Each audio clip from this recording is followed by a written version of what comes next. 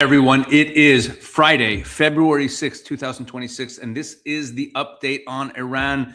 Look, an attack seems more imminent than ever before. I know we've said this before, but looking at the signals, we don't know what President Trump's going to do. We've talked about this. Unpredictability is a doctrine for President Trump, but nevertheless, take a look at this advisory just put out by the virtual U.S. embassy in Iran. Okay, that is so this is basically put out by the State Department, and it says here this is a security alert for American citizens by the virtual U.S. embassy in Iran. U.S. citizens should expect continued internet outages, plan alternative means of communication, and if safe to do so, consider departing Iran by land to Armenia or Turkey. But look at the details here. Actions to take. This is the U.S. advisory to its citizens in Iran. Leave Iran now. This was put out yesterday. Leave Iran now, meaning up until now, they weren't telling everyone to leave. But now, yesterday, leave Iran now. Have a plan for departing Iran that does not rely on U.S. government help. Flight cancellations and disruptions are possible with little warning. Check directly with your airlines for updates. Now look at this. If you cannot leave, find a secure location within your residence or another safe building. Have a supply of food, water, medications, and other essential items. I'm going to stress this point. They did not put this out up until now. Throughout these weeks of protests, an advisory like this was not issued. It was issued yesterday, telling people to find a secure location, to get water, to get food, avoid demonstrations, keep a low profile, stay aware of your surroundings. Monitor local media for breaking news, be prepared to adjust your plans, keep your phone charged, maintain communication, okay? So this is huge. This is the United States basically saying hunker down or get out of there to all of its U.S. nationals in Iran. U.S. Iranian dual nationals must exit Iran on Iranian passports, etc. Okay, now, along with that, I want to share with you an amazing video that was put out that really explains where the U.S. forces are in the Middle East. We've been talking for a while now about the United States sending all these assets over there, these aircraft carriers and all these things. And the Wall Street Journal just put out a short video that really gives you a full understanding of what U.S. forces have amassed in the region. Let's have a look at this video, and then we'll come back and do a little bit more of this update. Here we go. The U.S. is surging firepower to the Middle East as President Trump pressures Iran. You know, we have a tremendous force going there, just like we did in Venezuela, even bigger. It's a playbook Trump has used before, but Iran is very different from Venezuela. Even after its 12-day war with Israel in June, Tehran still has thousands of mid- and short-range missiles that it could fire at U.S. bases and allies. And it could try to disrupt shipping traffic in the Gulf, which could severely impact the global oil market. I'm not sure you can reach a deal with these guys, but we're going to try to find out. So here's how the U.S. is positioning its forces and preparing for potential Iranian retaliation. First, there's a fleet of warships, or what Trump refers to as the Armada. There's another beautiful Armada floating beautifully toward Iran right now. So far, the U.S. has 12 warships in the region. That includes the USS Abraham Lincoln aircraft carrier, which is traveling with 3 guided missile destroyers in the northern Arabian Sea. The Navy has additional destroyers in the Strait of Hormuz, the northern Red Sea, and in the eastern Mediterranean. It also has 3 littoral combat ships in the Persian Gulf. And submarines are likely nearby as well, though their locations are highly classified. I would remind the Iranian regime that the president has many options at his disposal, aside from diplomacy, as the commander-in-chief of the most powerful military in the history of the world. Though Trump is still weighing his options, here's why that Armada matters. The Lincoln aircraft carrier is armed with F-35C and F-18 fighter jets that can attack targets. It also has EA-18 Growler electronic warfare planes that jam enemy defenses, as well as E-2D Hawkeye flying radar planes that act as the eyes of the fleet. From the carrier, those aircraft could reach Iran without using any other country's airspace. Guided missile destroyers, which protect the carrier and also operate independently, can fire Tomahawk cruise missiles to attack targets like air defense systems. Crucially, destroyers are also armed with defensive standard missile interceptors, which can take out aerial threats, including ballistic missiles.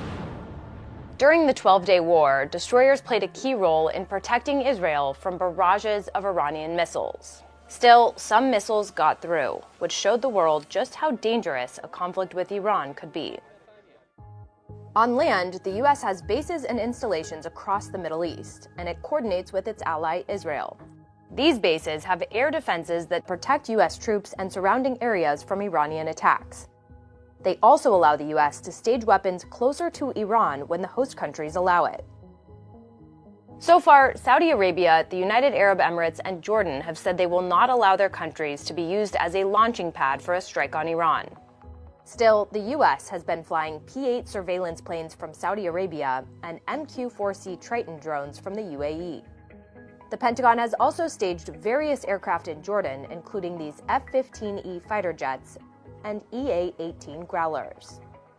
Even though these bases may not be used for an offensive strike, they would be key in defending the region from Iranian counterattacks.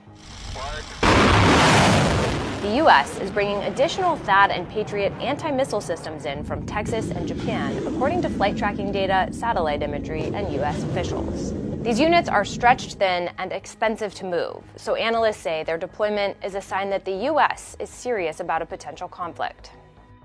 Beyond the Middle East, the U.S. has aircraft it could potentially bring in from Europe. And there's the key island base of Diego Garcia, which the U.S. has used for Middle East operations for decades. Over the past year, B-2 bombers were flown to the base to deter Iran and to attack targets in Yemen. And finally, there are long-range strategic bombers positioned in the U.S.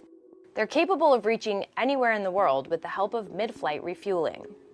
That includes B-2 bombers at Watchman Air Force Base, which traveled to Iran and back to drop bombs on nuclear facilities during Operation Midnight Hammer, and B-1 bombers that traveled to Venezuela and back to bomb air defenses during Operation Absolute Resolve. All of this military hardware helps President Trump apply more pressure on Iran to make a deal over its nuclear program. We are negotiating with them right now, yes. But if there are no diplomatic breakthroughs and the U.S. decides to take military action, it could very well escalate into a regional war. Will it escalate into a regional war? That is, everything in that video was fascinating information. That line at the end, that it could easily escalate into a regional war, I am very, very skeptical. And I'm not just saying that because I'm an optimistic person. I'm saying that because in order for it to be a regional war, it would mean that you would have to have either Iran's proxies go all out, which I'm doubtful of. And during the 12-day war, they basically sat on their hands. I mean, the Iraqi Hezbollah launched a couple drones, and the Houthis launched, I think, 3 ballistic missiles during the entire 12-day war that didn't do much damage. Hezbollah in Lebanon did nothing. So, and the Chinese and the Russians, despite their treaties with Iran, didn't step in. They didn't step up. And I don't see any other Muslim countries or Arab countries in the region stepping in to help Iran. So I doubt there will be a regional war. Iran's really only strong military capability is its missiles, is its ballistic missiles. It doesn't have that. It doesn't really have much of a ground game. And on those ballistic missiles, so the Iranians have also been saber rattling and flexing their muscles. It's not just the United States moving forces in. So they announced yesterday that they have deployed this missile system. They've deployed, or this is really today, they've deployed long-range Khorramshahr 4 missiles. So they're announcing this new long-range missile they've deployed. But look at this. Iran has announced the deployment of one of its newest long-range ballistic missiles, the Khorramshahr 4, in what it described as underground missile cities, according to the semi-official Fars news agency. Fars reported that the IRGC unveiled the missile during a ceremony at a newly revealed underground facility belonging to IRGC Aerospace Force. The missile, also known as Khaibar, was presented as a central element of Iran's strategic missile capabilities. According to the agency, its deployment is fortified underground. Its deployment in fortified underground sites signals not only a technical development, but also operational and strategic implications amid growing threats to the country's national security. Okay, and then it says a few more things about the missile. Now, why did I emphasize the fact that the name of the missile is Khaybar? Well, what is Khaybar? So there's a slogan that is sometimes chanted by jihadists.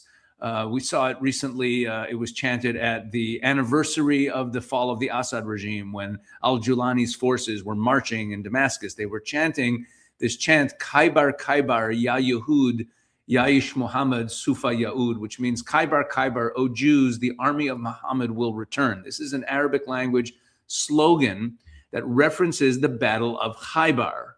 What's the Battle of Khaybar? Khaybar was a battle in the year 628, where Muhammad took a large Muslim army and they went to the town of Khaybar, which was a Jewish town, and it was a Jewish community there, and they slaughtered the Jewish community. Okay, and so it's used as a chant that signifies the desire to return to Khaybar, like the army of Muhammad will return to Khaybar, that we're going to slaughter the Jews again.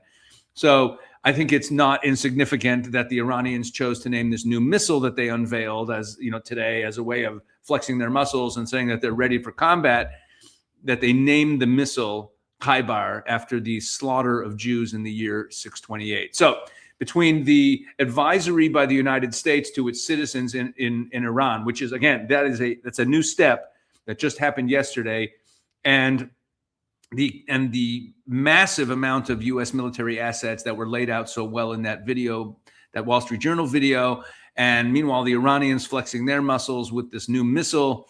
All of this aggression, this is really getting pent up. We have these negotiations going on this weekend, but it seems to me from the way the U.S. is behaving that an attack is imminent. On the other hand, we have to always add in this caveat. We're dealing with President Trump here, and misdirection plays and giving mixed messages is an essential core tenet of his strategy. So let's continue to pray. We'll see what happens, but it's looking closer and closer every day. Please make sure to check out all the content we're doing at the Israel 365 YouTube channel. I want to put special emphasis on a playlist. If you go to that YouTube channel, Israel 365 YouTube, and go to the playlist section, there's a playlist called the Superpower Playlist. It's a series of 6 short videos. All the videos there, we put them out 3 times a week. We have these short videos about the Middle East mostly.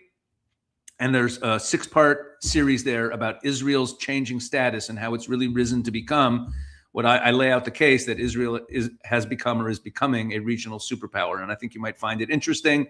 Please like, share, all that stuff, and tell everyone about what we're doing here on the channel. God bless.